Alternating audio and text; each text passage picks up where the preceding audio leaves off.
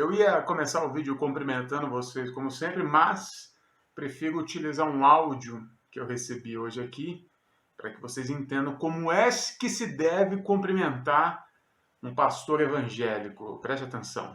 Boa tarde, João Paulo Garlofa. Que a paz do nosso Senhor Jesus esteja com toda a sua família e seu ministério. Shalom. Shalom. Esse é o nível de cumprimento que eu quero a partir de hoje no meu WhatsApp, ok? Se não for assim, eu nem vou ouvir o seu áudio. O importante de tudo, antes de mais nada, é você ajudar a fortalecer o canal aqui. Pô, se inscreve aí que não te custa nada. Eu poderia estar pedindo dízimo, eu poderia estar roubando 10% do seu salário, igual outros fazem. Poderia estar dizendo que o devorador vai te atacar, que Satanás vai destruir sua vida. Mas não, eu prefiro jogar com a sinceridade e dizer, pô, inscreve-se. Se inscreve no canal, dá um likezinho aí, comenta, pega esse link, manda para alguém, manda num grupo da igreja e fala assim, ó, que legal esse vídeo aí. Pô, ajudou muito mais do que ficar dando dinheiro para pastor vagabundo, não é verdade? E é o seguinte, então vamos lá, terceiro vídeo dessa série, O Negro Nazareno. Se você não assistiu os outros dois, seria muito legal você assistir, né? Para ter um background do que vai acontecer aqui. Inclusive, no primeiro e no segundo vídeo, principalmente no segundo, eu mostro como é que a história do cristianismo tentou embranquecer Jesus, né? Pegaram Jesus de um contexto, colocaram ele em outro contexto, e é esse outro Jesus aqui que a teologia fundamentalista tenta empurrar goela abaixo. E aí a ideia desta série de vídeo aqui é mostrar a você que Jesus é bem diferente do que estão tentando lhe ensinar. E hoje falaremos então sobre a profissão de Jesus. Profissão de Jesus. E com certeza você pensa assim, poxa, a profissão de Jesus não tem novidade, né? Todo mundo sabe que Jesus era carpinteiro, filho do carpinteiro, filho do José Carpinteiro. Está escrito na Bíblia, claro, só que não. Eu te expliquei que a Bíblia não foi escrita em português, então o que nós temos na nossa mão é uma tradução. E a tradução da palavra carpinteiro está equivocada. Na verdade, até caberia carpintaria ali? Não caberia não. Sabe por quê? Eu vou te explicar. O que é o carpinteiro? O carpinteiro hoje, na verdade, tem muito pouco carpinteiro. O que tem mais é marceneiro. Inclusive é a minha profissão, né? Não estou atuando no momento, mas eu sou marceneiro. Trabalhei muito tempo com móveis planejados. O carpinteiro trabalharia mais com a questão do madeiramento bruto da casa, né? Batentes de porta, esse tipo de coisa, estruturação. E inclusive você vai perceber que nem isso mais o carpinteiro faz, né? O pedreiro, hoje em dia, ele já englobou toda essa questão de toda a construção civil da casa. E o marceneiro faria os móveis da casa, né? A carpintaria, na época de Jesus, na verdade, ela não existia. Ou existia como uma vertente do trabalho do construtor civil. Deixa eu lhe explicar. Imagina a casa daquela época, né? E você já deve ter uma noção aí assistindo um filme, assistindo uma série ruim da Record, né? Mas você consegue imaginar a casa daquela época, né? E por mais que existisse alguns tipos de casa, e no próximo vídeo, quando eu falar do bairro, do gueto em que Jesus nasceu e foi criado, eu vou falar um pouquinho desses tipos de casa, mas a casa ela não era mobiliada como é hoje em dia, né? As casas naquela época era muito simples, né? Havia muitos poucos móveis ou quase nenhum, para falar a verdade, ainda mais móveis de madeira, era muito pouco. Então não existia essa separação do cara que faz a casa, do cara que faz os móveis da casa, até porque a maioria dos móveis faziam parte da casa, né? Não é igual os nossos aqui que a gente põe e tira. Eles já faziam parte da casa, era fixo naquele lugar. Então, a profissão daquela época era o mesmo cara, o mesmo profissional que construía a casa, fazia tudo, desde as paredes, o telhado, os fundamentos, a fundação, não sei qual é a palavra certa, o que tiver de móvel, era um único profissional. E esse profissional, ele era chamado de tecton. A palavra que aparece lá em Mateus capítulo 13, versículo 55, né? Quando tem aquele questionamento, pô, esse aí não é o filho do pedreiro, ou o filho do carpinteiro, pelo menos na tradução em português? Esse é o questionamento, esse aí não é Jesus, o filho do José, carpinteiro?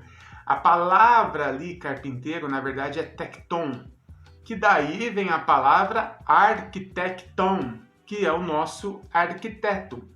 A melhor tradução da palavra tecton seria construtor civil. Na verdade, a tradução literal dessa palavra, né, arquitecton, a gente pega aqui o arken, né, que é comandar, executar, e o tecton, que é o construtor, né? Então, comandar a construção, executar a construção, ok? E aí você poderia dizer, mas um marceneiro, ele também ordena a construção do móvel. Sim, mas eu já te expliquei que naquela época não havia essa divisão de profissões. O cara era da construção civil, ele fazia tudo. Os artesãos daquela época, artesãos ou artesões? Agora fica aqui o questionamento. Eu sei, na verdade, eu só estou te falando aí para ver quem eu pego no erro aí.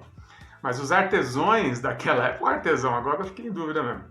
Mas enfim, os caras, né, o artesão no plural daquela época, ele, na verdade, ele trabalhava mais fazendo uma ferramenta, fazendo um jarro, né, fazendo um vaso. Esse era o artesão.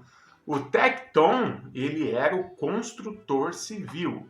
Se a gente fosse trazer para os dias de hoje, o tecton seria o pedreiro, o cara que constrói a casa.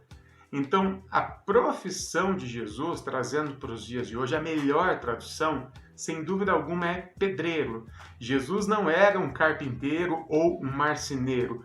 Jesus construía casa, erguia muro, batia laje, virava maceira. Lógico, né? Eu estou fazendo uma brincadeira que as casas naquela época eram construídas de uma forma diferente, mas Jesus era pedreiro.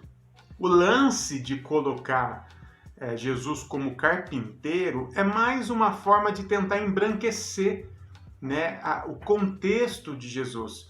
Porque pedreiro, você sabe muito bem que acaba sendo uma profissão marginalizada, né? Olha lá, o pedreirão, o cara sem instrução, o bruto, o grosseiro. Não estou dizendo que mas infelizmente é a forma que o senso comum da sociedade enxerga essa profissão, não é?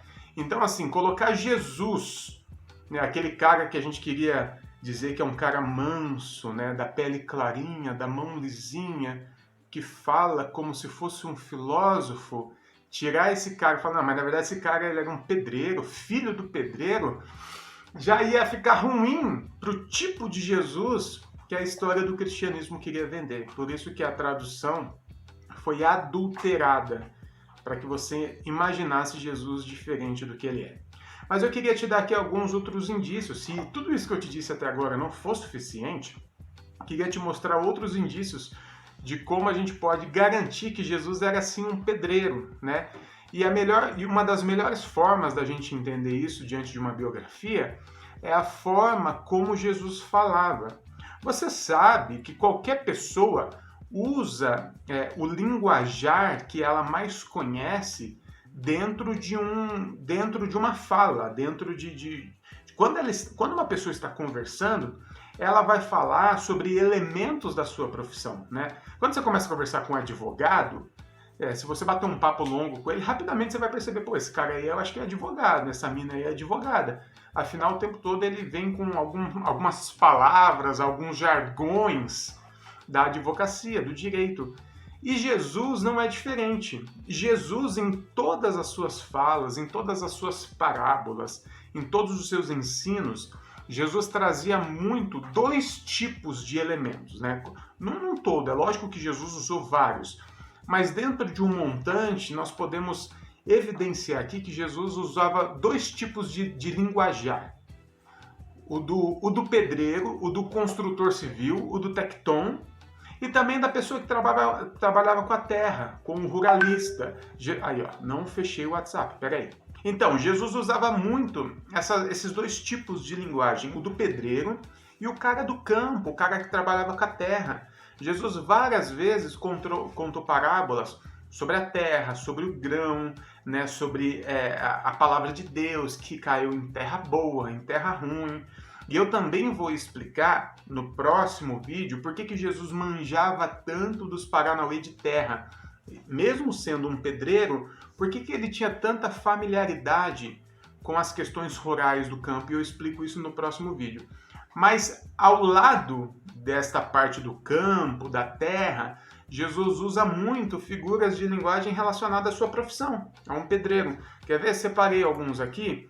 Por exemplo, aqui quando Pedro, assim, sem falar de Jesus, o próprio apóstolo Pedro, os apóstolos como um todo, quando iam falar de Jesus, usavam elementos que eles aprenderam de Jesus, né? O apóstolo Pedro usa por 2 vezes, e Pedro era um pescador, ok? Então, assim, ele poderia ter usado outra figura, mas ele traz a ideia de Jesus ser a pedra angular, né? A pedra de edificação, a pedra de esquina, que, resumidamente, é a primeira pedra que é colocada para fazer o ângulo da casa, né? A pedra quadrada que é colocada aqui na esquina e dali sai o muro para cá, para cá. Essa é a pedra angular, é a pedra que dá o ângulo, ok?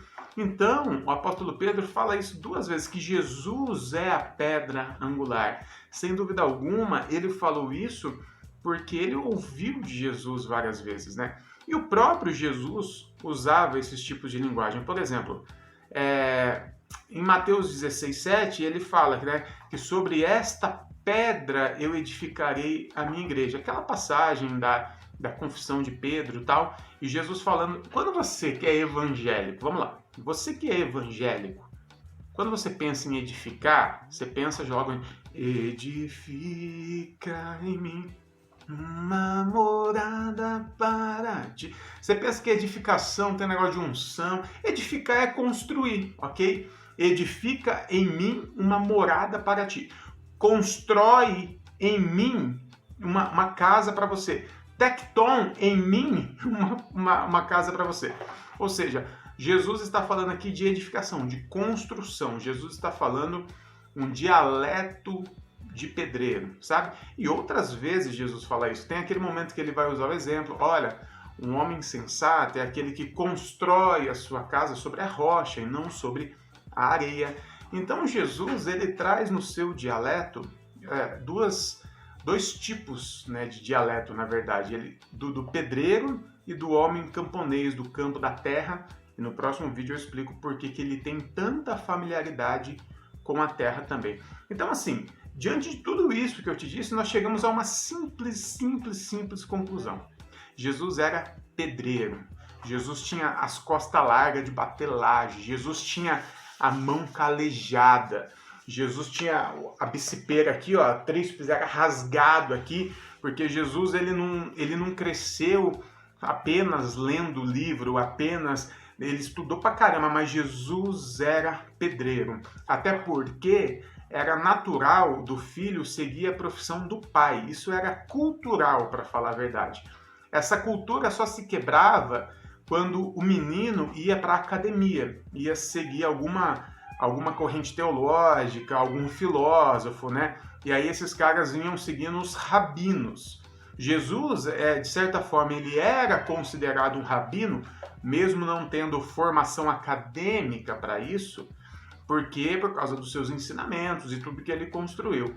Mas Jesus, até os 30 anos de idade, seguiu a profissão do seu pai. José era pedreiro, Jesus era pedreiro e carpinteiro. Foi mais uma forma de tentar embranquecer a profissão de Jesus, né? Então essa aqui é minhas evidências sobre esse assunto. Eu encerro por aqui. Antes disso, por favor, inscreva-se, dá um like, ativa o sininho, copia o link e manda para pelo menos 10 pessoas. Vamos fazer um sistema de pirâmide, né? Já que estamos falando de construção aqui, vamos fazer um sistema de pirâmide nesse vídeo. manda para 10 pessoas, que manda para 10 pessoas, que manda para 10 pessoas, e que Jesus, o pedreirão nazareno, nos abençoe.